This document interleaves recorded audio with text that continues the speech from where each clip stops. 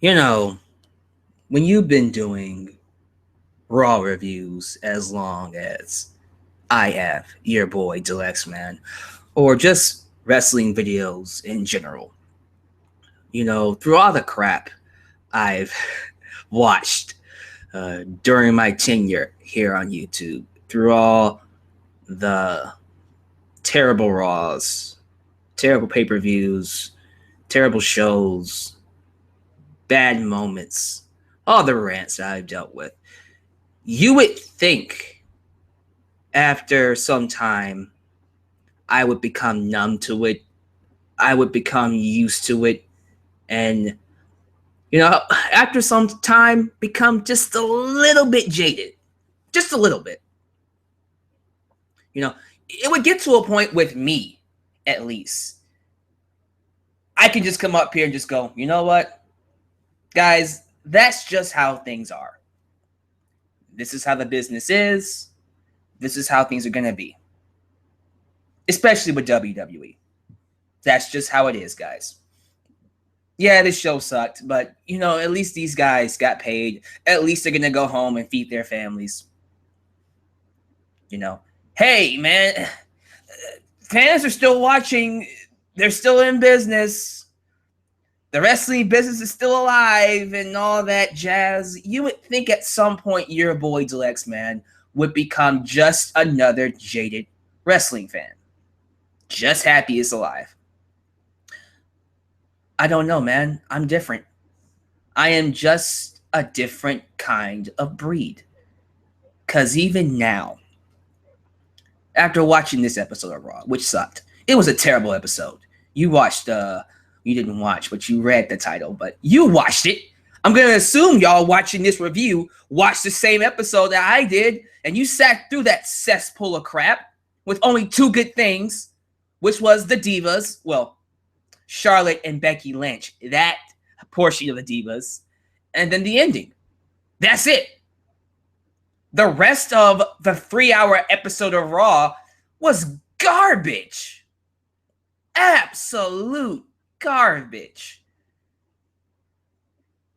And you would think any logical human being wouldn't be wasting their times with this. They wouldn't be wasting their time, their effort, their money watching this kind of crap.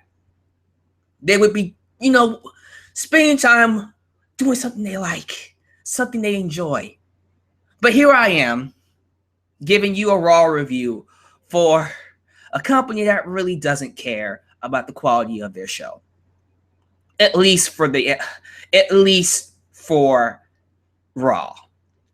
Maybe they care just a little bit for their pay-per-views, and they should. They kind of have to, because that's where their money's going to, or coming from.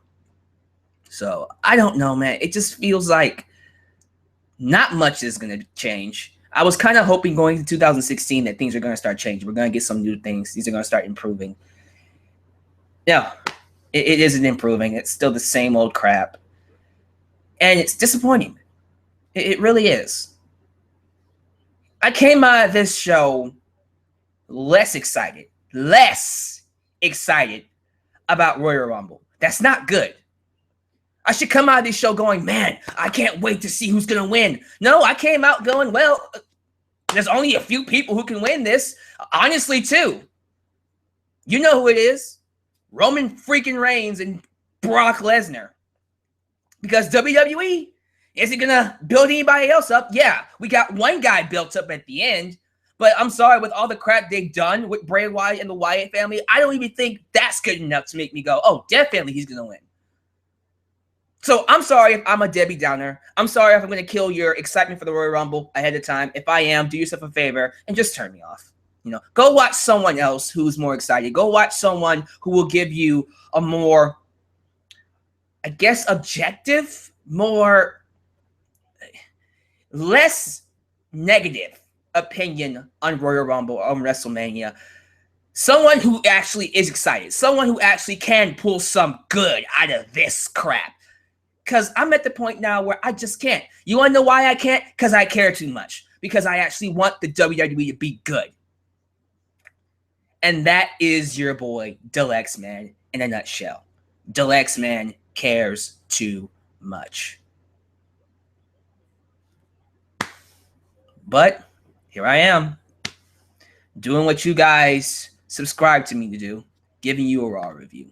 So let's talk about this crappy go-home show to the Royal Rumble. This is my review on the January 18th edition of Monday Night Raw for 2016. The final Raw before Royal Rumble. I mean, I guess I'll start off with this. I have my preview coming tomorrow. Give me your thoughts on who you think will win. I'm like, why the fuck am I asking this? It can only be two people. It's either Brock Lesnar or Roman Reigns, maybe Triple H. 3. It's only those 3. So if you're saying Bray Wyatt, Dolph Ziggler, Bryan, Cody Rhodes, Brock, get that shit out your mind. It's not going to be any of those guys. During this show, they made it their intention to let the fans know that the Royal Rumble match is a Roman Reigns. It is the Roman Reigns match. They have centered the entire Royal Rumble around one guy, Roman Reigns. I can't believe I'm saying this, but Roman Reigns is so bad, he's making me miss John Cena. Holy crap. How can a guy be so bad that he makes me miss another guy I don't like in terms of character? At least John Cena was able to get me invested in me seeing him lose. You know, in that aspect, although he was trying to be babyface, he was good and making us want to see the fight. I don't even care with Roman Reigns. Half the time when he's wrestling, I don't want to watch the match. It's so bad. But he's the centerfold of this entire Royal Rumble.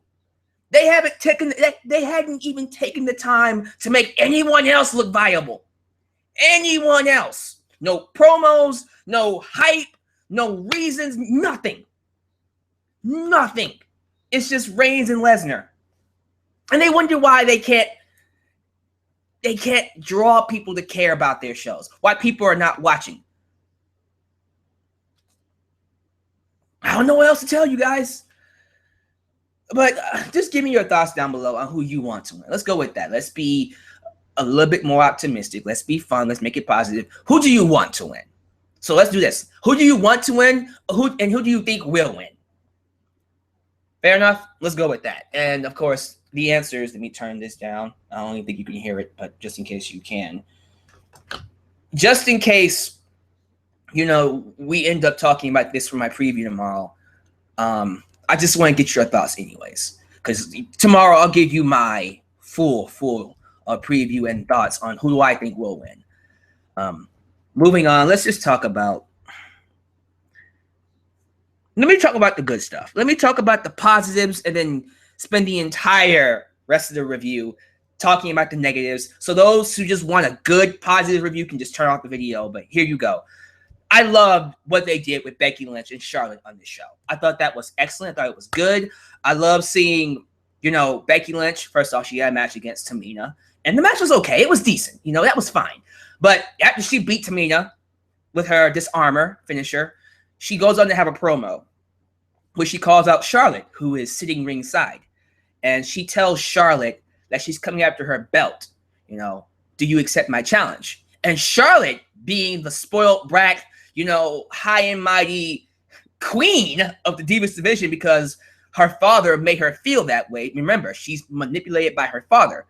But she just says, look, bitch, I already gave you a title shot and you lost. I don't have to give you a match at the Royal Rumble. Why should I? And she's right. You know, believable characters, believable heels. It's really cool. But then they start talking about their feud. And Becky talks about, you told me, you lied to me. You lied to me. You told me that you would never do this. You would never get, you know, let your father influence you. You know, and you turned your back and became the one thing you said you would never do. And Charlotte says, my father is a 2-time Hall of Famer. What do you expect me to do? And then Lynch is like, okay, well, if you're a 2-time Hall of Famer daughter, shouldn't you want to back up his legacy and prove to the world that you would take on all challenges? You know, this is good. This is good stuff. And Becky Lynch was on fire in this promo. And then I love that Ric Flair was the one to answer the challenge. He answered the challenge for his daughter and told Becky that she will see you at Royal Rumble. And I love that Charlotte was like, what? What the fuck? No. This is my championship. Why would you do that? I don't need to prove myself against her anymore. You know, that attitude is just good stuff, man. Charlotte is awesome as a heel. Babyface, Becky Lynch is awesome. I just love everything they're doing with this. An actual legit storyline. Very basic. It's nothing groundbreaking, but it's basic and it works. This is all we need. Stories. Basic stories, whatever. But give me something to sink my teeth into. I'm looking forward to this match. It's going to be really good. Yeah, just really good stuff coming from those two girls. That part of the Divas division. And then the ending. Let's talk about the ending real quick. And then, of course, I'll get to the rest of the crap. I love what they did at the end with Brock Lesnar, Roman Reigns, in the highlight reel. When it really wasn't the highlight reel. It was more Paul Heyman and Chris Jericho in a highlight reel segment, which was all right. We just had Paul Heyman coming out praising Brock Lesnar, saying he's going to conquer everyone in the Royal Rumble. And then Chris Jericho saying, what if I conquer the Beast, which nobody bought. I love that throughout the entire night, they were trying, or Chris Jericho was trying to play himself up as like the top 3 candidates to win the Royal Rumble. He's not even in the top 15. Sorry, Chris, but you're not. You're not in the top 15, kid. But whatever. I mean, it's fine. It's good for his character, and he is a soon-to-be legend, future Hall of Famer. So I'm fine with it. It's just, I have issues with how they're booking Chris Jericho, and I'll get to that when I start doing some rants. But Paul Heyman and Chris Jericho talking, and then Brock Lesnar comes out. Chris Jericho gets the hell out the way. That's what I was trying to say. Gets the hell out the way. Gets out the hell. Then Reigns comes out. Lesnar gets inside the ring because he's not a bitch. He's not a coward. And then Reigns spears him. And then Braun. And then the freaking League of Nations come out because we didn't get enough of them throughout the freaking night. And we'll get to that in a second. Then, of course, Lesnar and Reigns tear them apart. Well, Lesnar pretty much tears them down. And then Reigns spears Lesnar again. And then he's like, oh, I'm Roman Reigns. And then Wyatt family, that little static screen, wherever they do, that little static screen hits.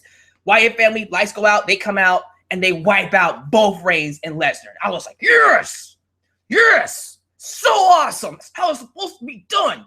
This is what I want. This is what I want from Bray Wyatt. I want this guy, anytime he comes out, to just wreck things, wreck shit, be dangerous, be awesome. Let people know that when I show up, shit is going down, like Lesnar. That is how Bray Wyatt should be booked. And me being who I am, once again, when they did this, I was thinking, my God, man, what if Bray Wyatt, see, getting my hopes up, what if Bray Wyatt actually won the Royal Rumble? Think about this. Follow me here. He actually wins the Royal Rumble and becomes a dominant champion. Going into WrestleMania, and the guy he has to fight is Brock Lesnar. And then I started thinking, man, imagine if they had built Bray Wyatt strong from the beginning. He goes through Daniel Bryan. He goes through John Cena. He dominates Chris Jericho. He dominates Dean Ambrose. He dominates The Undertaker. Maybe lose against Taker at WrestleMania 5, but then comes back and dominates him at Survivor Series, dominates Roman Reigns for the majority of the feud, and Reigns finally gets one over him, whatever. That's fine. But throughout his build, his run, since coming to WWE, he looks strong. He looks dominant. He looks like a monster. And then he wins this Royal Rumble, wins the World Championship, then goes on to fight Brock Lesnar for the World Championship. Monster versus monster at WrestleMania 32. My fucking God! That would be awesome! That would sell the arena out, but we have to make Bray Wyatt look like a bitch. We do. We just have to sacrifice him to people like Taker, to Roman Reigns, to John Cena, to the point where even if he does win the championship, I seriously doubt he's going to beat Brock Lesnar. It won't feel like the monster match that it could have felt like. Unless they do some serious, and I mean serious rebuilding. I seriously doubt Bray Wyatt is going to have any shred of a chance of beating Brock Lesnar. I don't know what else to tell you about that. So as much as I love the ending, I can already tell you it's not going to go anywhere. We'll see. I mean, I hope they prove me wrong. This is an instance where I hope the WWE proves me the hell wrong. But we'll see. So, two good things. Those are the only two good things that happened tonight. Not like, oh my God, amazing wrestling changing. What am I trying to say? Legendary status making moments. No, they're just good. I enjoyed them moments. The rest of it, oh, here we go. Here we fucking go. You ready? Are you ready? Let's go. We opened up the show with Roman Reigns calling out Brock Lesnar. Chris Jericho comes out. Okay. With a Miz TV microphone, by the way. I just wanted to point that out. It was a Miz TV. This is not a microphone, but it was a Miz TV microphone. But he offered him a chance to confront Lesnar in the main event, which they did. Talked about that. Out comes the League of Nations, and they get angry that Chris Jericho didn't invite them to the freaking highlight reel.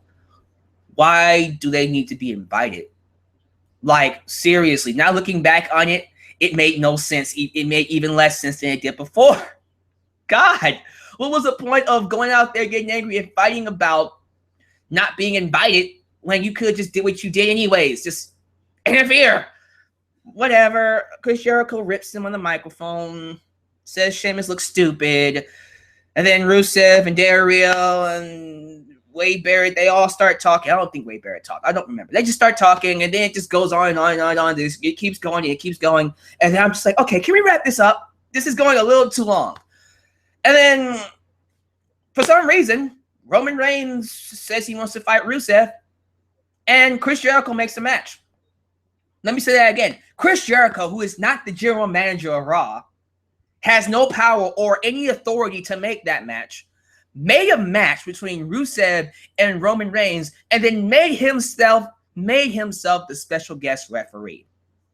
How?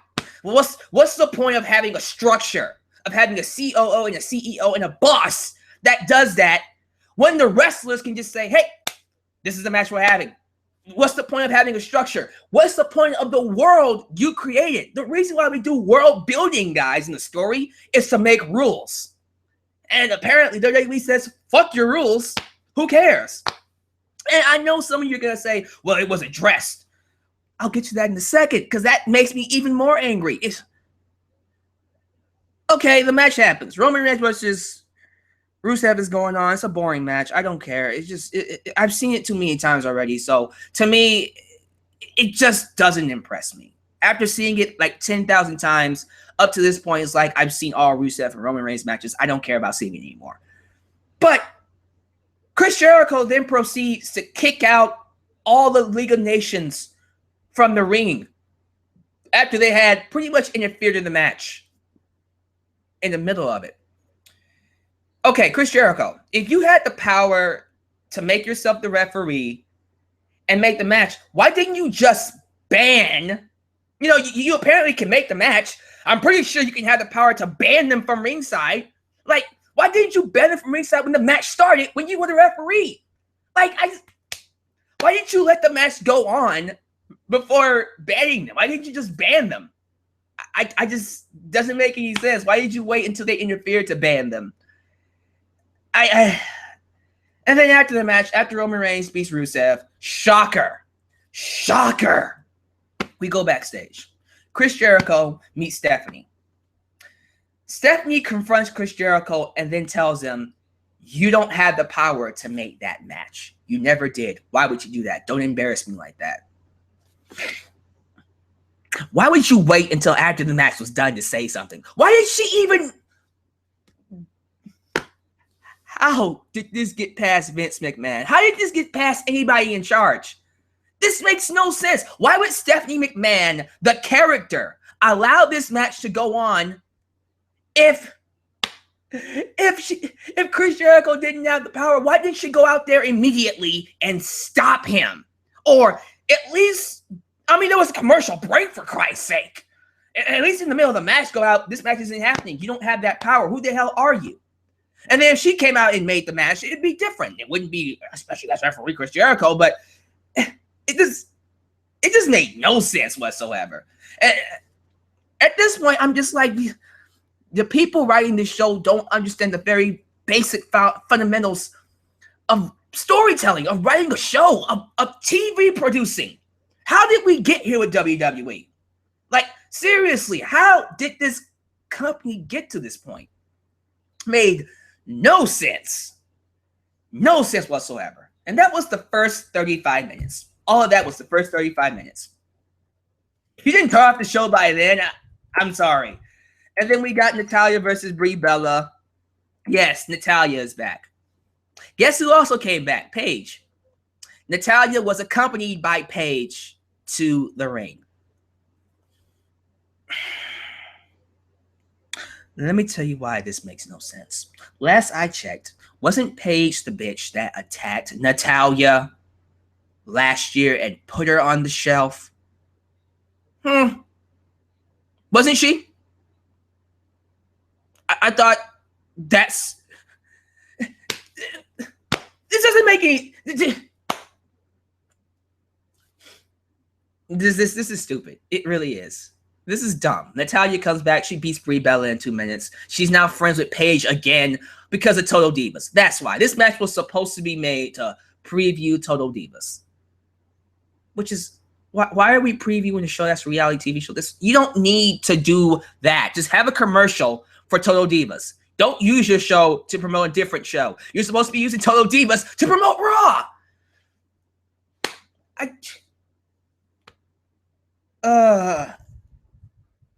Then it was a 6-man tag. It was the Wyatt family versus the Dudley Boys and Ryback. I don't even remember what happened in the match. Who won? Was it the Wyatts? I don't even think I watched it. I think I left to go get something to eat. I came back. Yeah, I actually didn't even see who won. I'm going to assume it was the Wyatts, right? So we come back, and then I see fucking Big Show and Heath Slater fighting. Like, and then Big Show squashes them, apparently. I don't even know if Social Outcast is a heel group or a face group. Are they heel or face? Can someone answer that question for me? Is Social Outcast a heel or a face group? I'm going to assume they're face because Big Show's a heel, unless Big Show turned face is fighting a heel.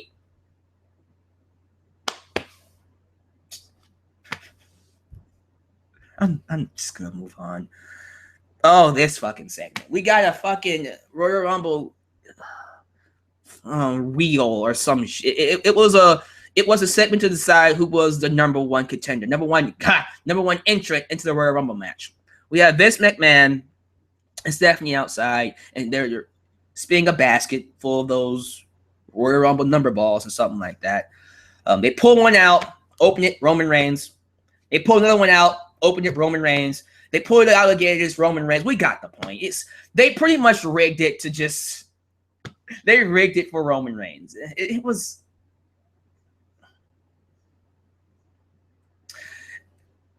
It just further solidifies that they're building this entire Royal Rumble around one guy, not multiple people, not giving anybody else a chance to look like they could at least have a chance of winning.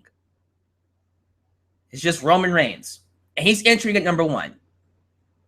And that guy might actually go from number one all the way to 30 and win. Jesus Christ, they're on the verge of repeating 2015 again. And this time there won't be a Daniel Bryan to blame it on. Okay? This is ridiculous. Why would you... You know what? I'm not even going to ask. Roman Reigns is going to enter at number one and possibly go all the way to 30 and win it. That's going to go over very well. I'm pretty sure it will. And then we got some other stupid stuff. We got Dean Ambrose and Kalisto taking on Alberto Del Rio and Sheamus. That was just a random tag match. Honestly, I'm just sitting here wondering how the hell Dean Ambrose can go from being very interesting, one of the most popular characters on TV, to being even less interesting as an IC champion. They haven't done anything Well, no, I won't take that. I'll take that back. They have done something with him and Kevin Owens. They haven't done anything interesting with Dean Ambrose since he became IC champion. Hopefully this not the Iron Man match. It's not an Iron Man match. It'd be awesome if it was. Hopefully this last man standing match between those two would be something awesome. Hopefully. But Dean Ambrose and Kalisto lost to Del Rio and Sheamus. Then Big E took on Jey Uso to hype their tag team championship match at the Royal Rumble. Big E won. I did enjoy their funeral segment. They had a funeral segment for Francesca, the trombone. Xavier Woods' trombone. Got broken last week by Chris Jericho. So they held a funeral for it. That was actually pretty cool. So what is that? 3 things? Okay, maybe 3 things I liked about Raw. Didn't save the show. It was still a crappy-ass show. But yeah, that was cool, but the match itself was very forgettable. And then we got the 8-man tag because it's Martin Luther King Day. We got to have that black man tag team with one white guy, Neville, taking on some other random guys. Titus O'Neil, Mark Henry, R-Truth, and Neville taking on Ascension, Cody Rhodes, and Tyler Breeze. Let me take a moment to talk about Tyler freaking Breeze.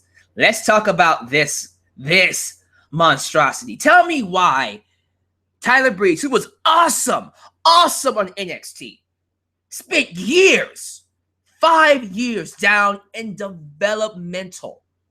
5 years. Finally, by the way, he was going to be released. He was going to be released until he found the Tyler Breeze gimmick. But he was killing it. Everything they gave him on NXT, he killed it. He was awesome with it. Gets to the main roster. And what happens to him? Nothing.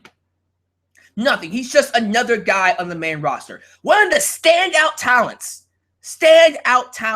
on a show that actually cares about their storylines, that actually cares about the characters, that actually cares about the quality of their show, that treats their fans like they're actual fans. He stands out where he can actually wrestle and be a character. Here on Raw, he's just another face in the crowd. I haven't gotten a promo from Tyler Breeze. I've got no views from him, no storylines, no segments. He's just a guy that randomly appears on Raw. Just a face in the crowd, and now he's lost in the shuffle. And that disappoints me. That upsets me. There's a lot of things about the show that just upset me tonight. That's just one of the, oh, great. I wish he would have stayed on NXT. You know, one of the many things that did. This 8-man tag was pointless. The freaking, who do you think is going to win on Martin Luther King's Day? The black guys won. That's what happened. That's it. That was Raw. It's not looking good, guys. It's not looking good for Royal Rumble. We got to see what happens. You know, tomorrow when I do my preview, I am praying for one thing only. What is that thing? I'll tell you tomorrow, but I think you guys already know. And no, it's not that Roman Reigns doesn't win. As a matter of fact, that really doesn't matter at this point. Although I do feel like Roman Reigns winning isn't the best choice. I would go with someone else. Honestly, I think there are 3 other people right now they can give that belt to and create an even better WrestleMania than Roman Reigns retaining the championship. And I'll get to that in my preview tomorrow. Give me your thoughts about this show. How'd you feel about it? Talk about what I said in this video. Did you love it? Did you hate it? Have fun down there. Apparently, you guys didn't like the show either. I did a poll on Twitter, and 80% thumbs down out of 200 votes. And it's going to continue. But 80% of you did not like this show.